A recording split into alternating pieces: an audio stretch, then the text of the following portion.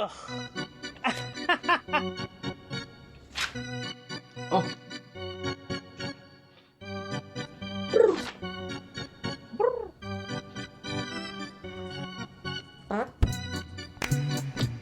Oh, hello. Sorry for all the sounds to all of you nifty nerds, gaming goons, and joystick jockeys out there in Pixel Land. Danelle just had her lunch, and so there was a lot of sounds, and there were birds in the room as well. But this is also Double Shift. Double Shift. The show where seasoned game industry vets talk about keeping losing lotto scratchers around the house, because maybe, just maybe, they are somehow a winner. Do you do that, Danelle, or? No, but I have one that I have $1 on that's been sitting in my house for like 2 months. Well, that's different. That's okay. I need to go get a dollar for. I know, but we'll talk about it later. You know what I'm saying? Before we get to that, if Jeff will let us. If we have time at the end and Jeff is feeling good today, we'll talk about lotto tickets. But before we get to that, we'll talk about video games just a little bit. Now, I am your host, Mikey, aka DJ Phil Donahue's line is it anyways. Oh my god. Phil Donahue's line is it anyways. That wasn't easy to say. That was rough. Along with my friend, former colleague, and currently chanting Jerry, Jerry, Jerry. But that's only because she was answering the question, who do you like better, Ben or Jerry? Danelle. Say hello, Danelle. Oh my gosh. Hello.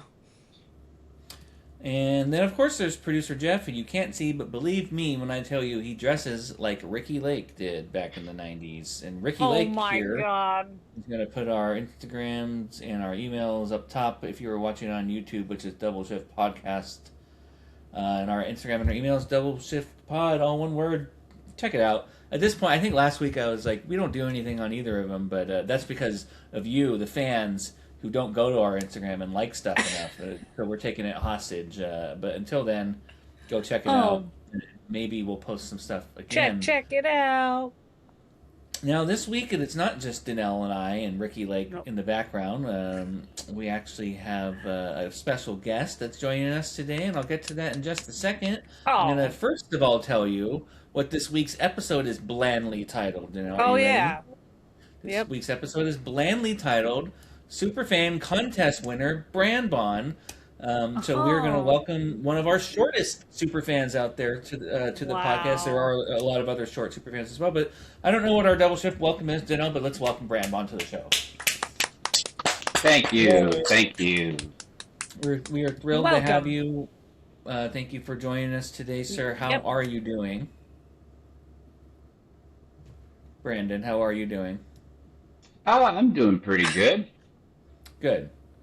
I feel like he didn't know for a second. He's like, I don't know. How am I doing? Yeah, I got to think about it. Yeah, well, there's a lot of pressure. This is live television, essentially. So, it's like he's on the news. Not in the nude, but on the news. That comes later. Yeah, just wait till the end of the show. Bran Bon. I'm going to call him Bran Bon. His name's Brandon, but I call him Bran Bon, even though the reference is Brandon, but we don't have to get into any of that. We can just call him Bran Bon. Yeah, he won a contest that he did not sign up for, that we did not advertise, that does not actually exist, but here he is anyways. Oh, Mikey. It was actually Bran Bon himself who contacted me and showed me this fake flyer for a contest he won, saying, "Oh my gosh, this is a lot."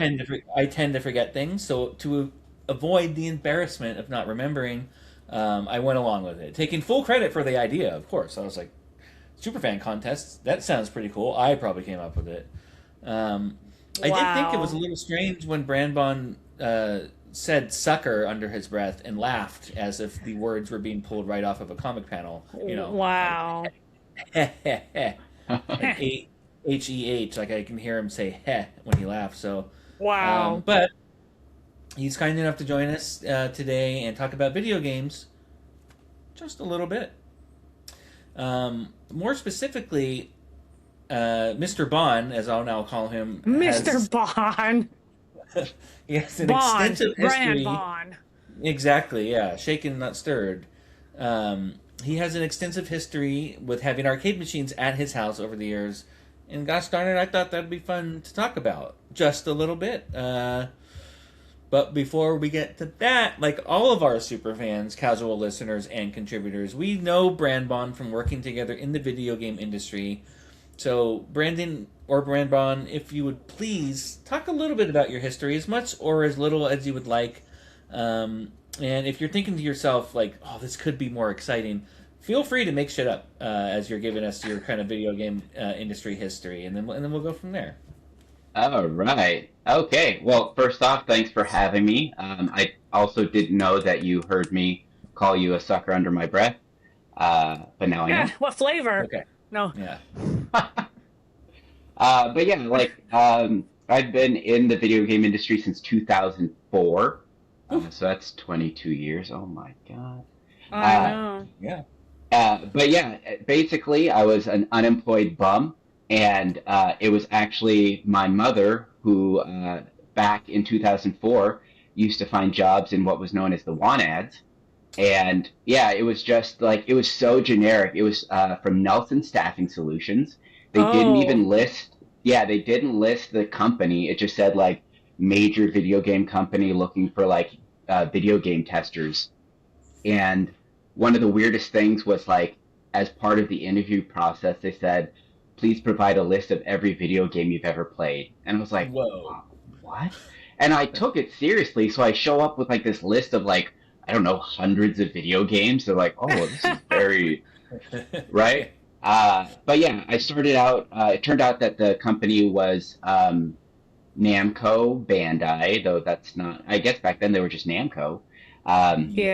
They had not fused yet. And, I basically spent 2 years working for their console division. Back then, it was the PS2 and the original Xbox.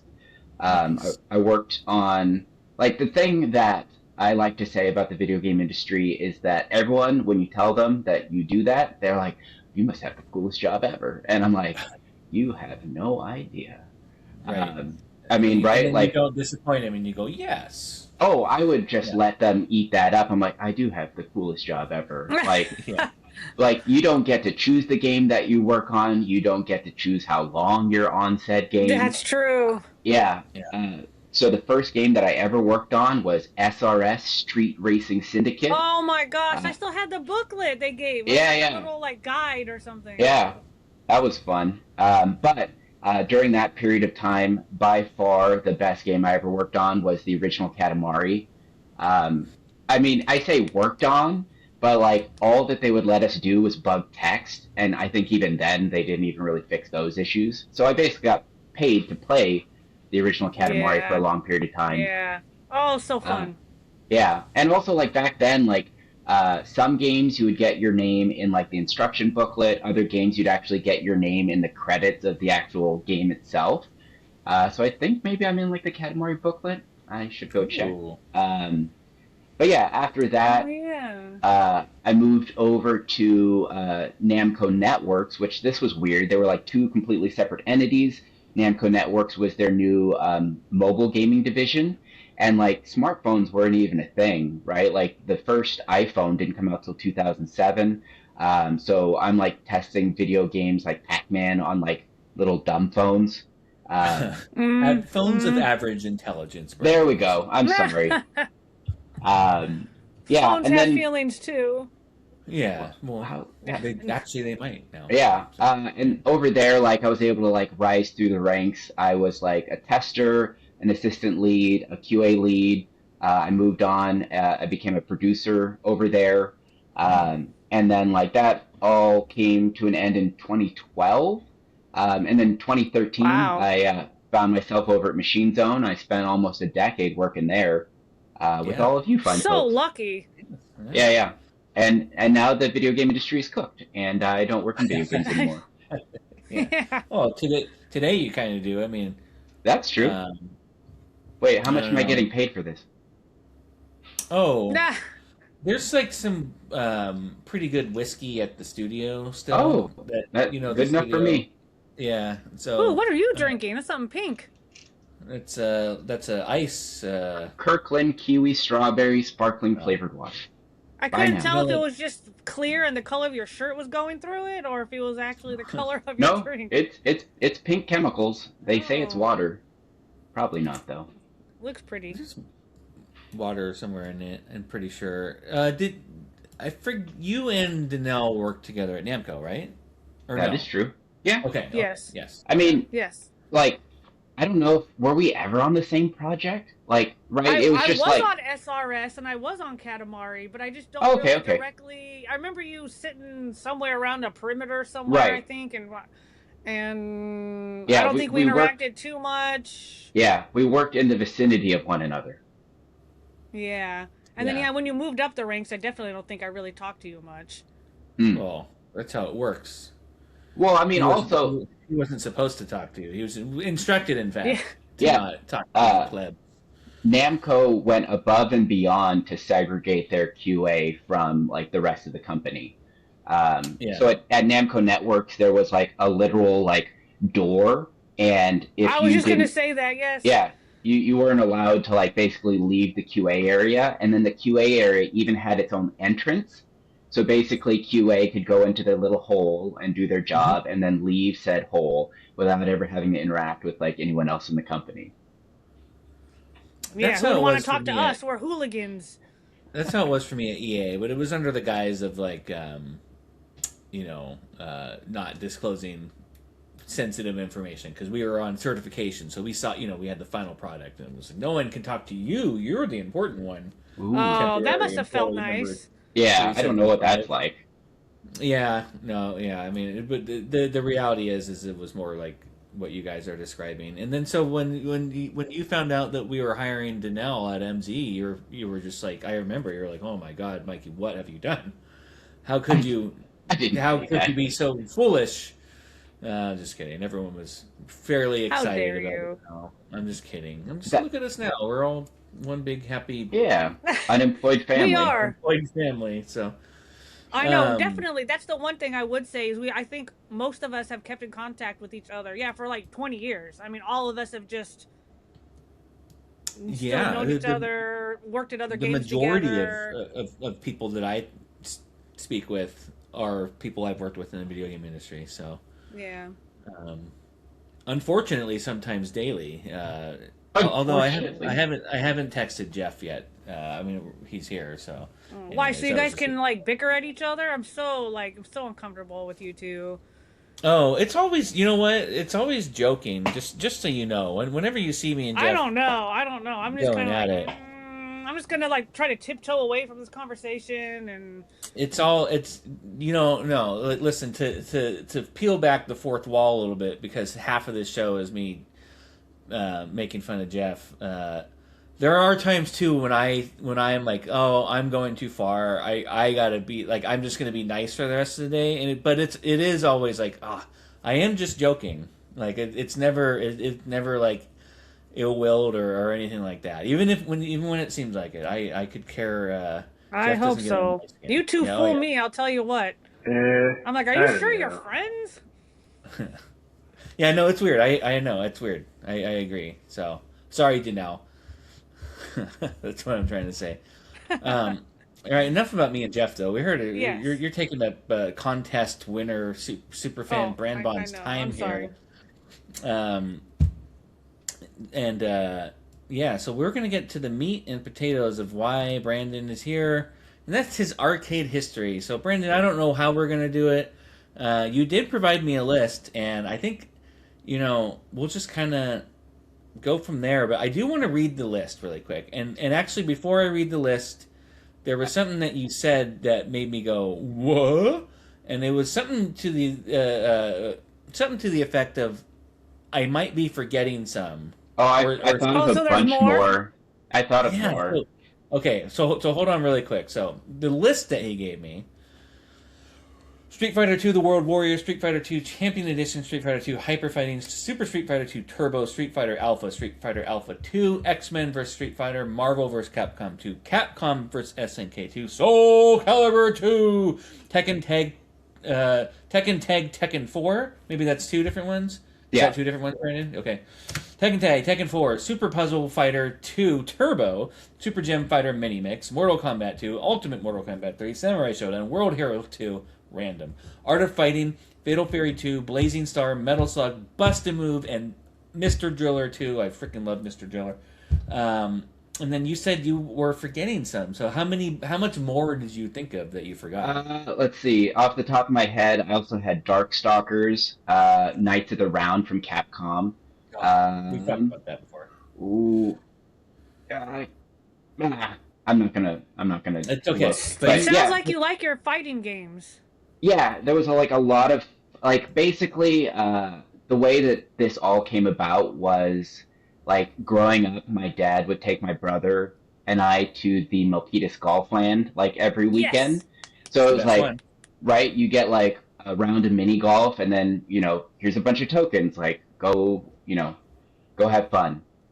And I remember being in high school. I had such big aspirations for myself. I'm in high school, and it's not oh, I want this great career. I want to be a doctor or a lawyer. It was I want to own my own arcade machine.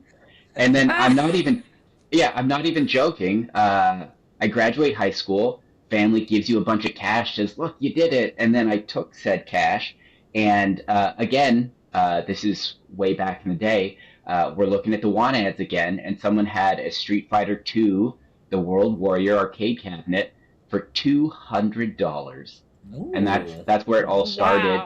Wow. I was still living at home. I did not ask my parents' permission. I just came home. Yeah, where did you have all these? Well, that one was in my bedroom. Nice. Basically, I did this other weird thing when I was a kid where my bedroom was 10 feet by 10 feet, so just a little cube, and I wanted to maximize said cube. So I looked at my bed and I was like, dude, all I do is sleep in this thing 8 hours a night. What a waste of space. So I literally got rid of my bed, and I just spent years sleeping on the floor. But by doing that, I thought you were going to say the arcade cabinet, so I was like, that would have been hilarious. So by the time that I got the arcade cabinet, I had become an adult, and I bought a futon. So now it's a couch / bed, nice. And then next to the futon was that first arcade cabinet. Nice. Yeah, and also back then you could get this stuff for so cheap, and now that everything's a collector's item, my most prized possession is it's a dedicated Mortal Kombat 2 arcade cabinet, and dedicated just means that it's in the cabinet that midway off the factory floor there was Mortal Kombat 2 arcade cabinet, so it's the whole thing with Raiden on the side with lightning. Yeah, sick. But Street Fighter, for example, they didn't make dedicated cabinets. They would just basically they would send a kit to the arcade, and it would have the arcade board, the control panel overlay, maybe a bezel, and then the marquee, and then they would just convert an old arcade machine, and then now that's Street Fighter 2. Street Fighter 1 had that dedicated cabinet that I actually learned from this show. I didn't know that the original Street Fighter had these things that you would pound with your fist. So yeah, thanks to this podcast, I learned a little bit about Street Fighter lore. That's hilarious. I was just gonna bag on Street Fighter 1 too, but now I won't because that's fun. Go ahead, Danelle. I wanted to ask a question. I keep wanting to look to see if you're going to ask him these questions I'm asking him or not. Oh, just don't just ask. Yeah. Do you own any today? Yeah. Let's see. So I used to have 10 here at the house, and some of them were huge. So there's these arcade cabinets that were really popular for fighting games called showcase cabinets, and again, just right back in the day, we didn't have these flat screen TVs. Everything were these big bulky CRTs behind Mikey's head, and so a showcase cabinet. I think was a 32-inch CRT screen, so that was really big for back in the day. And then the screen would be its own thing, and then you'd have a separate pedestal with the controls. So it was just this big, massive thing. Wow. Yeah, funny story. I actually got 2 showcase cabinets, and then this massive thing. They used to be a dinosaur game, but it was so big that you actually got inside and you sat on a bench. And they had converted it to a fighting game thing. And what was cool is there were subwoofers in the seat, so when you would play, your butt would rumble. You're oh. Yes. But I bought these 3 cabinets off eBay I bought these 3 cabinets off eBay, and all that I knew was that they were like in Santa Clara. And then when it came time to pick them up, they're like, okay, so you're gonna want to come to the employee entrance of Great America, and basically like me and my roommate at the time basically got to drive a U-Haul through like Great America to like the arcade, and then like employees helped us like load it up into the back. And then I came up with this really stupid idea of I want to make sure that our investment doesn't get damaged. Like we ratchet strapped everything down, but I didn't want them to like come loose or something. Like if we're in the truck, like we don't know what's going on back there. So I was like, I'll sit in the back with the machines. I made it about 5 minutes when I called him. I was like, get me out of here. This is a death trap. Because they're all moving. And I'm like, dude, if one of these breaks loose, I'm just going to get squished like a pancake. Yeah. I didn't get squished like a pancake, though, so I can be here today. That's hilarious. Oh, I was going to ask. Did you get squished? Like the guy from Beetlejuice. I'm feeling a little flat. Yeah. So, today I have... so I don't have any of those big machines anymore. They basically were too big. And so, That's what she said. But funny thing, though, is that... She's never said that. Sadly, the showcase cabinets, even though they're these big, like, in my opinion, cool arcade machines, there's really only a limited number of people who have the space for something like that. So when it came time to sell them, here I think I'm like, oh man, I'm going to get so much money. And then like nobody wants them because like no one's got room for something that big. And so at the end, I like pretty much gave them away. Like maybe I got like a little bit of money, but the best thing was, right? I was totally going to ask you if you made a lot of money on these. Two separate pieces. Well, so the one that I do know is worth a lot of money is that dedicated Mortal Kombat cab. I bought it from a guy in San Francisco like 20 years ago for $500. I think it sells for like $4,000 now. So like that went up in value. Oh. And you probably don't want to get rid of that one. At least I mean, like that's the one that I do plan to be buried in. yeah. You're stupid. When I got rid of the showcase cabinet, I did warn the guy. I was like, please come with the truck or like, something to haul this away in. He showed up in a Toyota Prius, and I was just like, what? But he came with his girlfriend who like also had like a Corolla. I'm like, neither of these vehicles are the appropriate size to haul something like this away. But somehow he convinced me and like the people that were there. They're like, can we at least try? Can we at least try to make it fit? I'm like, okay. And so there's a clip on my phone somewhere of like 4 dudes hauling half of an arcade machine, trying to push it into a Toyota Prius. And then the best part of the story is that about like, after a couple minutes of trying, like we set it down, his girlfriend pulls him aside and like, right, they're kind of like off over there, but like all of us can see that he's receiving some kind of verbal tongue lashing, right? Like, what are you doing? What? And then he comes over and he's like, yeah, I'm not going to be able to take it. And then I was like, oh, are you going to be able to like get like a U-Haul and come back? And he's like, no. And like, you could just tell that he'd been like torn down. I was like, oh, all right, see you later, dude. And then, someone else took it away. But yeah, so all that to say that I still have 5 full-size, 5 full-size cabinets. And then my latest project is like in the last several years, I've gotten really into pinball, as you can see by my shirt.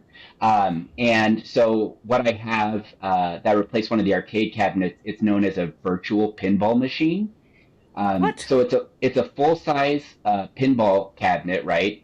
The only difference is that instead of like a regular playfield, it's just a screen, and instead of a back glass, that's a screen, and inside is basically a computer. And so what people do is like fans go and make 3D recreations of like real pinball tables. And so the whole idea is that instead of having to like, because pinball machines are so ridiculously expensive, I spent a bunch of money on one. And so I can basically practice, because like every different kind of pinball game has different rules and strategies.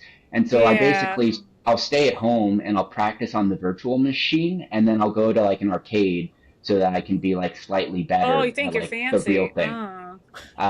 Well, the one caveat is I bought this last summer off a guy on Craigslist, and when he sold it, he was just like, the only thing is I'm not going to give you the hard drive. And I was like, oh, it's cool. Like I'm like pretty good with computers. Man, I had no idea what I was signing up for. Oh. Right? Like I went and got a new hard drive. I got a new copy of Windows. And then like it turned out like the software, right? It's just made by a bunch of fans. It wasn't made by Apple. It's not supposed to be like the most friendly of user interfaces. And then I knew I was really in trouble when I read on a forum, like some guy, he said like, yeah, it took me about 6 months before I was like really comfortable with all the software. I was like, 6 months? It's a lot. It's a job. So basically, yeah, at this point, the machine works. I have like, I don't know, 20 or 30 different tables on it.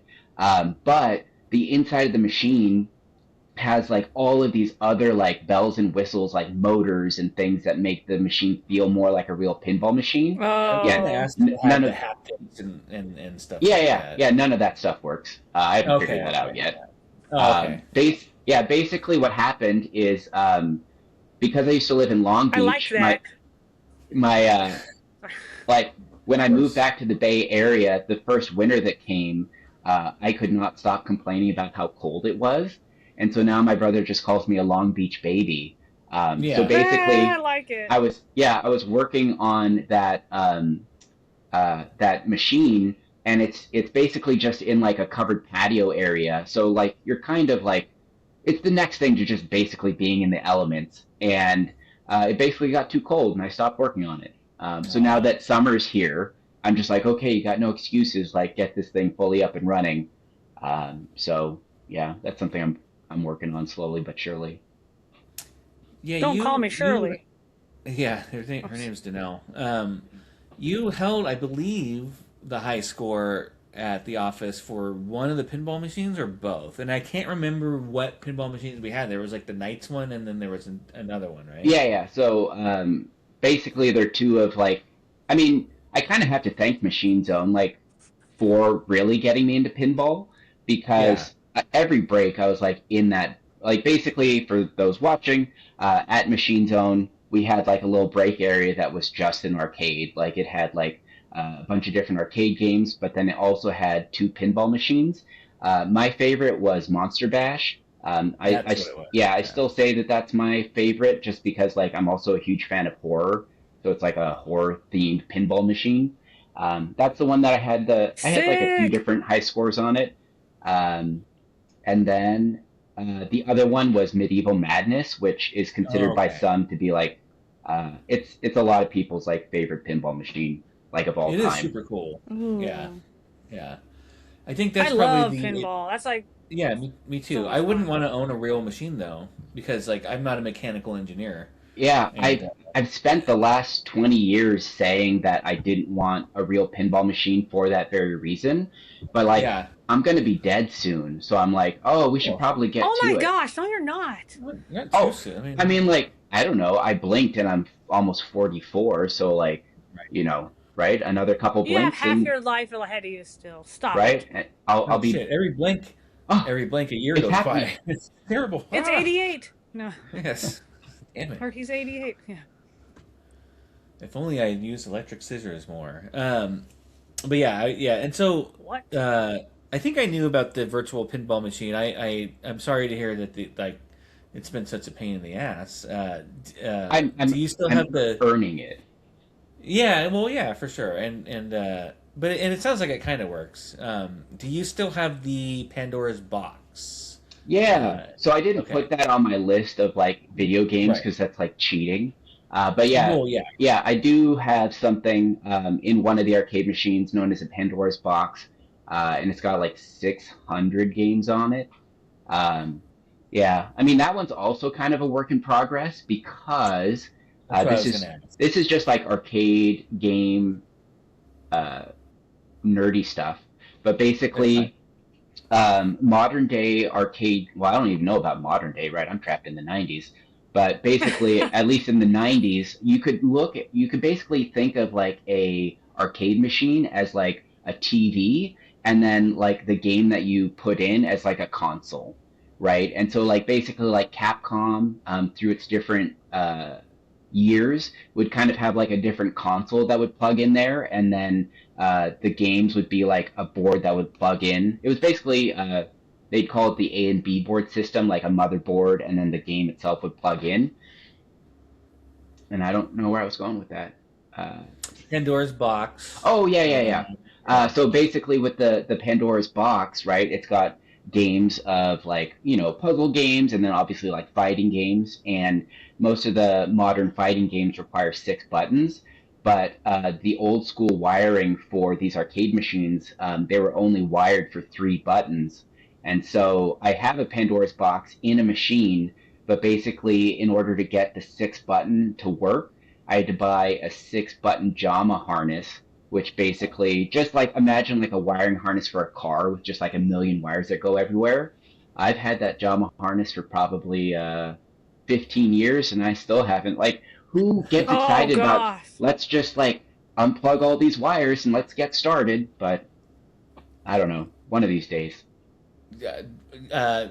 Guest writer Sam Squance, when he hears this episode, will be the one guy who's excited that you said, JARMA. The Jeff was like JARMA harness. Oh yeah, So JAMA.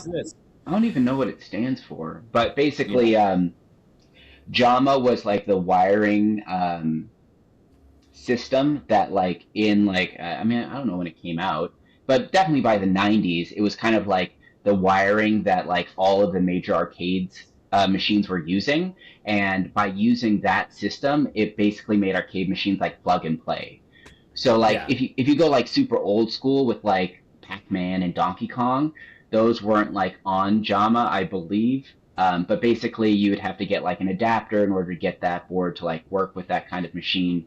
Actually, I might just be completely talking out of my butt. I'm not even sure. Well, I can't tell you where like the exact history, but that sounds about right. And then you get into like the Neo Geo Capcom, like you mentioned. Oh yeah. I was gonna say I knew someone that had a Neo Geo in his house, but the thing is it never worked. He couldn't figure out how to get it to work. I think he bought it and then it was already broken, or it broke. But I had all the different games in it, like you're talking about. It was like some sort of like it was a bunch of like boards or something in there. But he could never get it to work. It just sat there in his house. Yeah, and so actually, I was gonna say, because I think Brandon, you've done a lot of work on your own machines as well, right? Like, you bought the parts, you've opened it up, and all that kind of stuff. Mm-hmm. Like, is that something? Do you still like if arcade machine breaks today? Are you like, whatever? I'm never fixing it, or is that still something that like if you have the means to do it, you're gonna go out and get stuff and tinker with it? Yeah, so there's, I think I'm going to try it here soon. Basically, because something that's happening in like arcades that still exist today that kind of breaks my heart is that, right, all these old school arcade machines have these old school CRT monitors, right, cathode ray tube, and it's way cheaper and more efficient to just run like an LCD panel. And so a lot of people are just basically ripping out the CRT monitors of old, and then they just stick like a 16:9 LCD panel in it and call it a day. But then I'm like, this isn't what it looked like when I was a kid. Like the aspect ratio isn't even correct.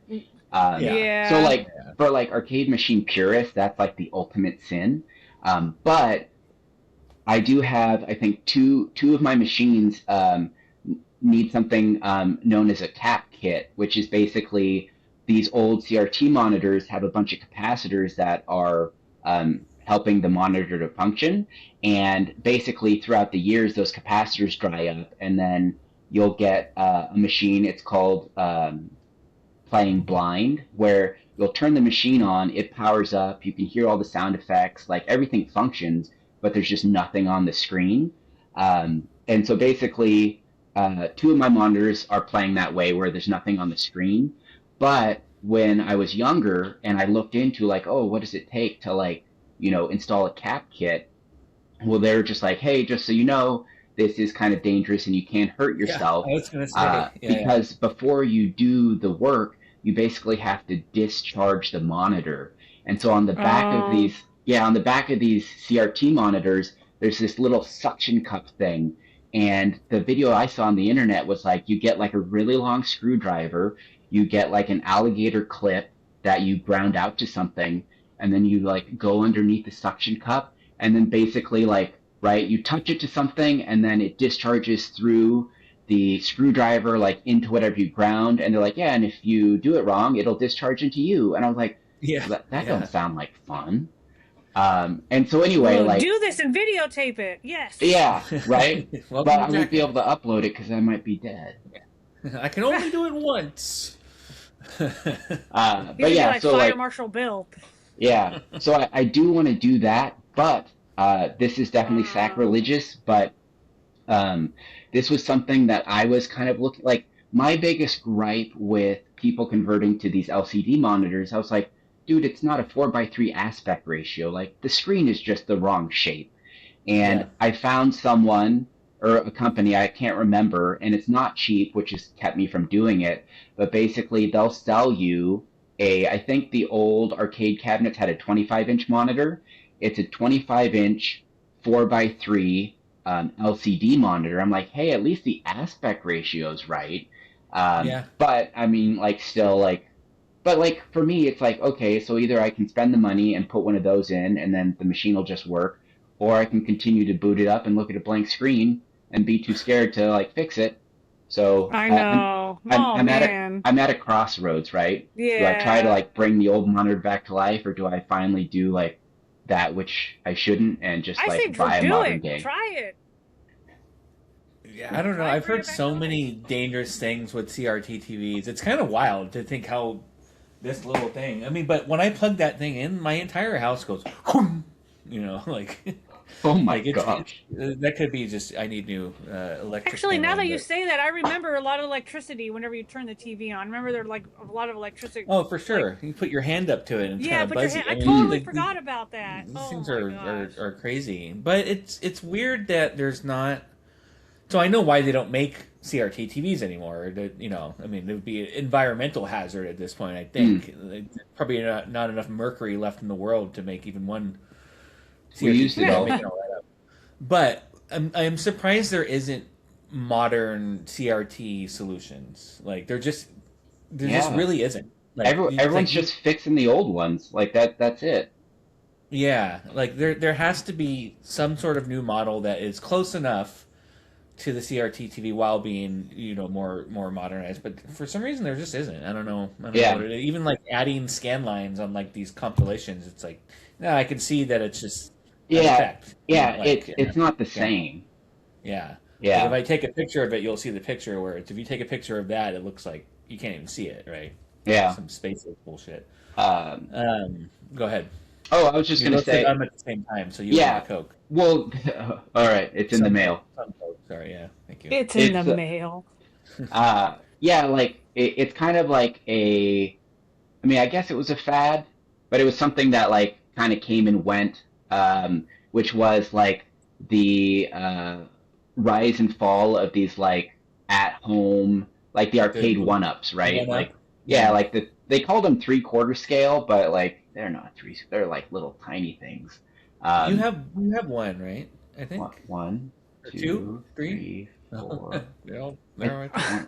Wait, 1, 2, 3. I think I have 4 right now. Counting's hard. Okay. Yeah, there's one like right next to me. Yeah. Like so, like the big arcade machines are in a different part of the house, but like directly next to my desk, I have a like a small virtual pinball machine, and then next to that is a arcade one-up Mortal Kombat 2. But being the nerd that I am, I modded it, and so it's got like better controls, and it's running off of a what is it? A Retro Pi. But yeah, basically it's got like, I don't know, like thousands of games on it. Most of the time I just turn it on and I pick a game and I just kind of like let it loop. I'm like, it's nice to look at, but I don't play it that often. Yeah, you're having pizza at the arcade and like the insert coin stuff is going on, and they remind you that winners don't use drugs, and then you look down at your plate of drugs and you're like, oh, no wonder. No wonder I've been doing it wrong this whole time. If I had only listened to this arcade machine, not to do drugs, and everything would be different. But What are you gonna do? Yeah, not much. Continue with the drugs, I'd say. And do you like the arcade one up? Is it worth it? You know, like if someone sees something, whether or not they're gonna mod it, it's like, oh, I've wanted. Let's say it's Street Fighter. Like I purists and nerds will say that there's input lag and all these other like small things that like the casual fan might not care about. Like if someone's just nostalgic for retro arcade action, is the arcade one up good? If you say yes, I'll have Jeff write them a letter to sponsor us. If not, it was I see. So yeah, a couple of things. One, I like them, but I wouldn't pay retail for them because like retail is like $600, and I don't think that they're worth $600. Yeah.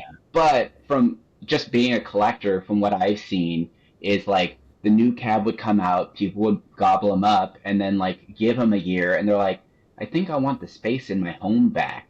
And so like you can go get them for like half as much or even less on like Facebook Marketplace or Craigslist because there's people that are just desperate to get rid of them.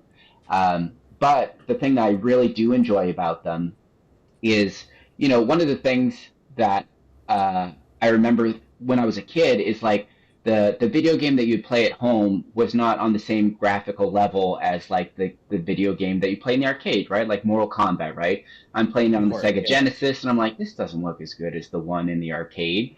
And then I remember it was Mortal Kombat 3, not Ultimate Mortal Kombat 3, but the crappy version that everyone forgot about.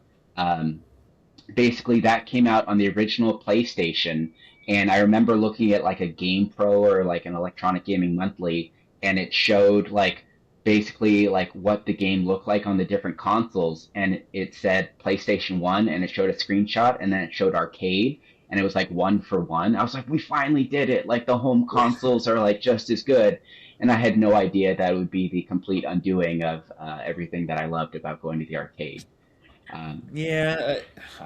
I wanted it too. It was all of our faults.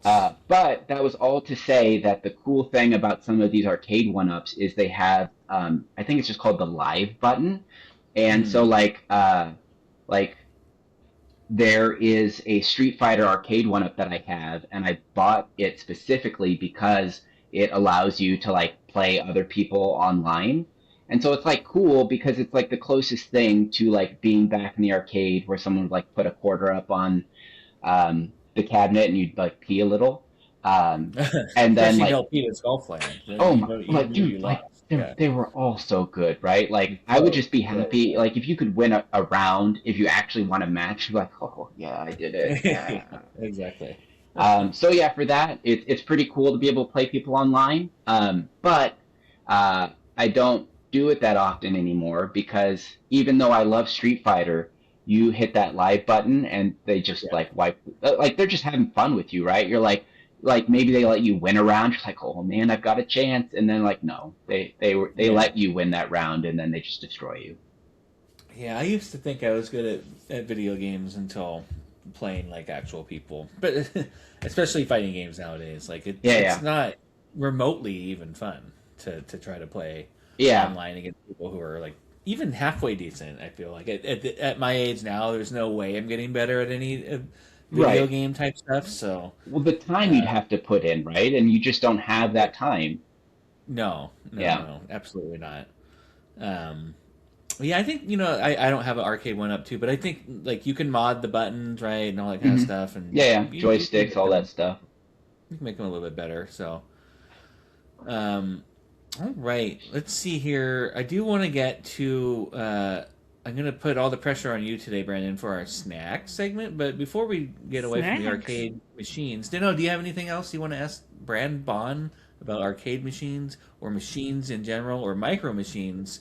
Which, if we were to make a short joke about him, we would say something to the effect of, he just calls those machines, or something like that. Any other questions for Brandon? It's my daily driver. Yeah. No questions, but now he had me curious about looking at, like, arcade cabinets and stuff for sale out here. Mm-hmm. And I see on Craigslist, though, somebody has a Pirates of the Caribbean pinball machine. Oh, wow. $8,500. Yeah, I mean, so that's pretty much like I would say most modern day pinball machines are going to be like 6, 7, and oh, I didn't mean to do that. Really? But like, yeah, like, I mean, like, if you're buying something from the factory, it's like 10 and up now. Or Stern is the largest pinball manufacturer, though there's like a lot of like boutique pinball companies these days. And basically they have like a tiered system where like they have like their cheap, like it'll be the same game, but like you can get like the pro model, which sounds like it's the best one, but it's like the entry level one. And then basically like the more money you spend, the more bells and whistles you'll get. Like you'll literally just have like more things on the play field. You'll have like more complex, like they call them toys, like the things on the play field. But yeah, I'm looking at like older pinball machines that maybe you can get for a steal at like $2 or $3 grand. But like even then, right? You spend $3 grand and like you're getting something from like the late '80s or early '90s, and like you know, you're probably going to be working on that one a whole lot more than if you bought a brand new Stern. But also, you get what you pay for. How old are you talking about? This one says 2007. Yeah. Well, so let's see. I think. Well, actually, Pirates of the Caribbean was done by 2 different companies because, like, right, it's a whole licensing thing. So there's a This Pirates one of the... says Stern. Yeah. And then later on, there's a boutique company called Jersey Jack that also did a Pirates of the Caribbean. I like that name. Yeah, Jersey Jack is they're like the Cadillac of pinball, or I don't know, pick a different car company, but basically they're like really fancy and also really expensive, like I don't know, 15 grand for a Jersey Jack my pinball gosh, machine. I had no idea. Really? That's crazy. Yeah, you got to have a lot of money. My mom would love to have one of these. She's like my mom doesn't play games, but the only thing she plays is pinball. Yeah. Yeah, we got to get one in this house. Yeah, how's that insult? You know, I'm always like, your mom plays pinball, and then I was like, she does. Like a lot of people don't even realize that pinball is meant to be a skill-based game, right? You don't just like randomly hit the flippers and hope for the best. No. Yeah, there's like rules and strategy, and you know the whole act of like nudging to affect like how the ball moves on the playfield so it doesn't drain. Yeah, it's fun. Did you know that Brandon likes Pirates of the Caribbean? Do you know? Well, because I saw his thing back. Yeah, but that's actually the only. Well, but it's the only one that's on here. Actually, there was like some arcade machine, or not really, but at least on Craigslist, because I keep seeing like companies like we make arcades, and I was looking for someone selling something, and I hopped on Craigslist, and I didn't really see anything. At least out here, there's some MAME arcade machine cabinet. I don't know what that is.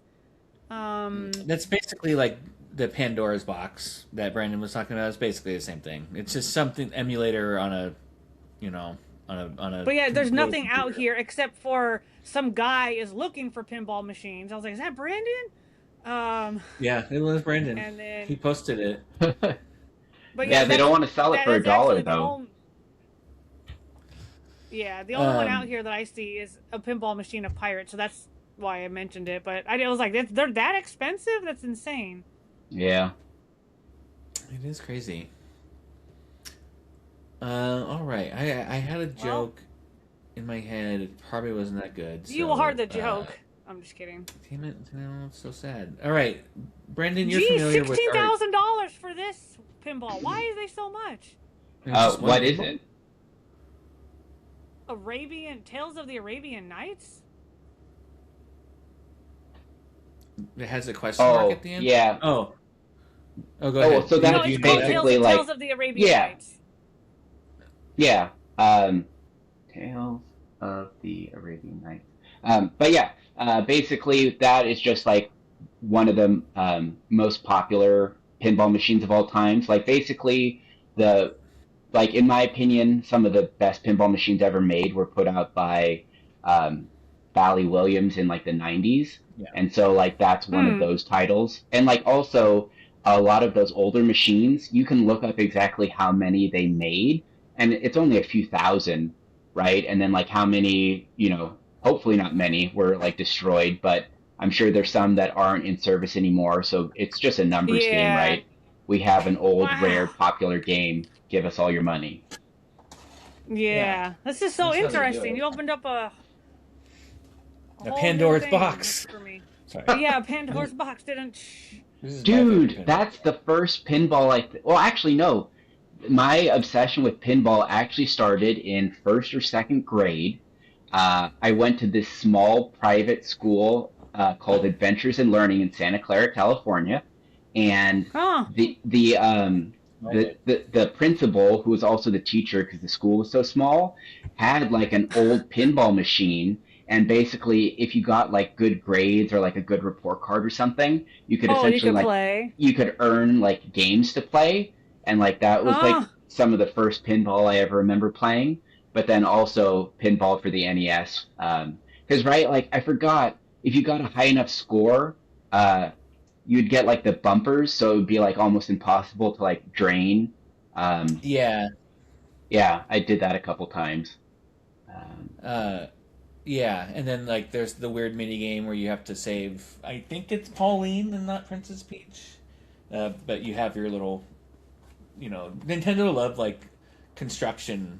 Yeah, right. Yeah, well, they're trying to train you for the workforce. Yeah, exactly. If only. I remembered the joke. Brandon mentioned something about like, the pro model is basically just the base model, but if you spend more money, you get more bells and whistles. And I was going to say, in the case of pinball machines, literally, it's likely that you get more bells and fucking whistles. That was my joke. Pretty good, I thought, or at least a good observation. Jeff, the look on your face indicates otherwise. So I will use that as an opportunity for a segue. See, you think I'm just being a dumbass with dad jokes, but I'm a master segue person, besides the fact that I just took time to say that. Anyways, Jeff, edit that out. And Brandon, you are familiar with he's not going to. You are familiar with our SNAX segment, correct? Mm-hmm. Being a fan. So Jeff, let's hit the music, and then we'll put the pressure on Brandon. SNAX.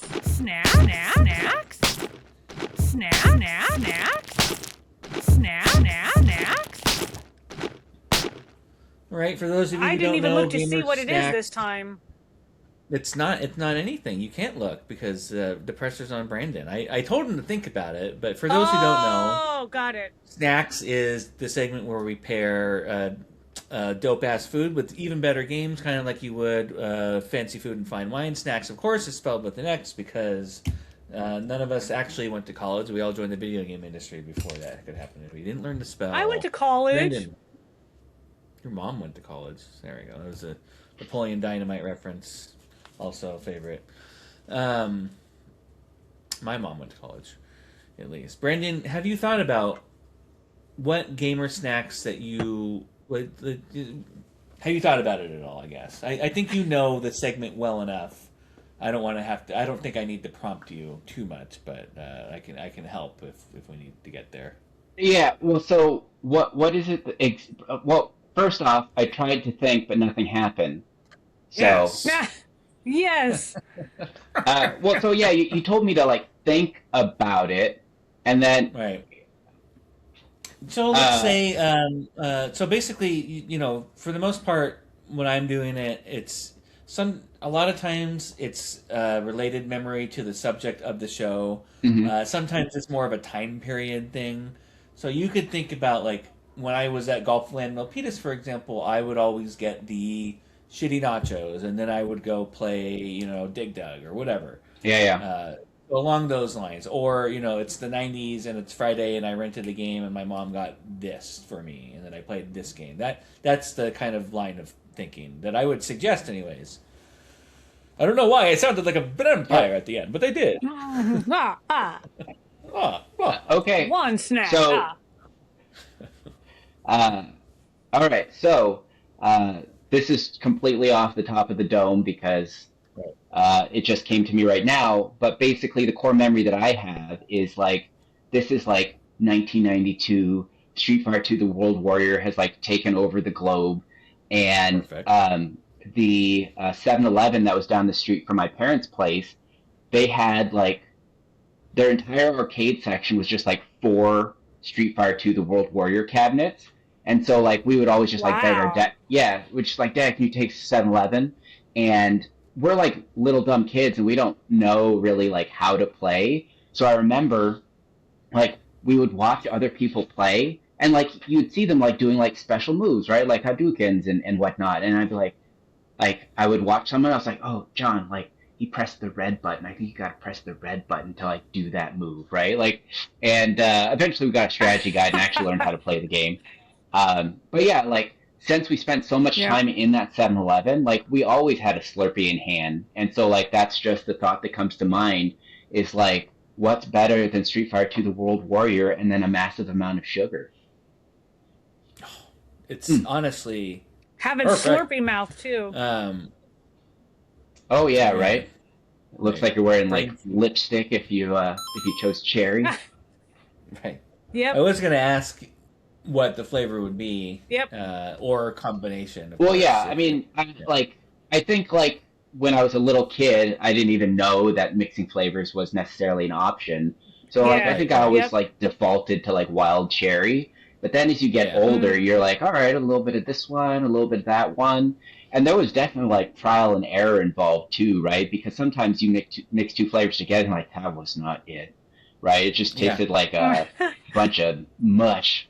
But yeah, there was like definitely a lot of like mixing, I think, like wild cherry and Coke, right? Coca-Cola. Of course. Because that was a pretty safe bet.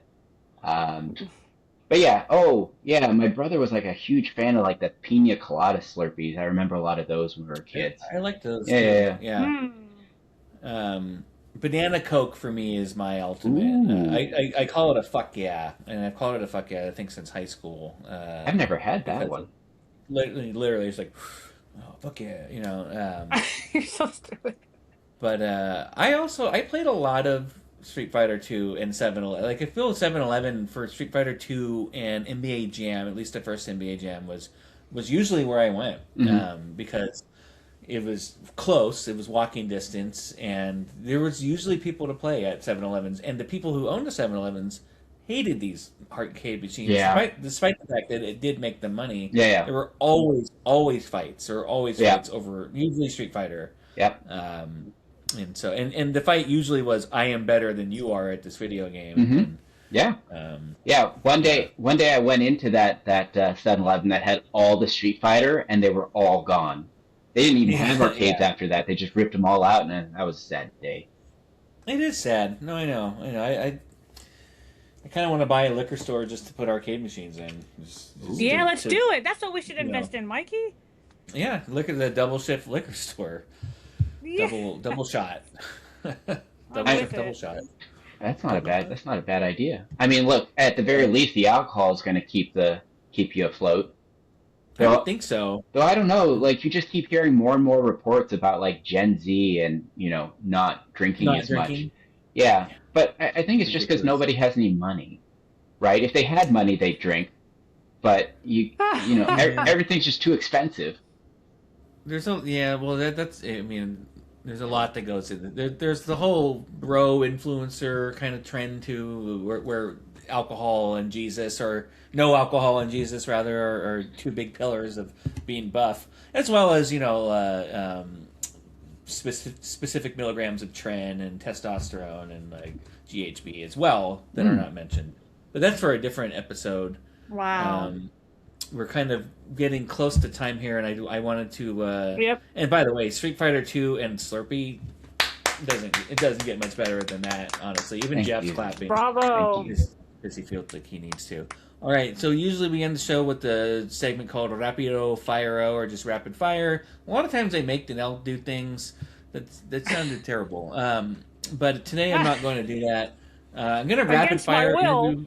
Exactly. It's awful. We usually don't film it or show it. Now Jeff's going to be investigated. He just watches his company. Yeah. It's his. Anyways. So I'm going to rapid fire interview you, Brandon. Don't take too much time to think or answer. Just rapid fire. First thing that comes to mind. Let's see how it goes. Are you ready, sir? Let's do it. Best video game of all time. I guess Street Fighter 2: The World Warrior.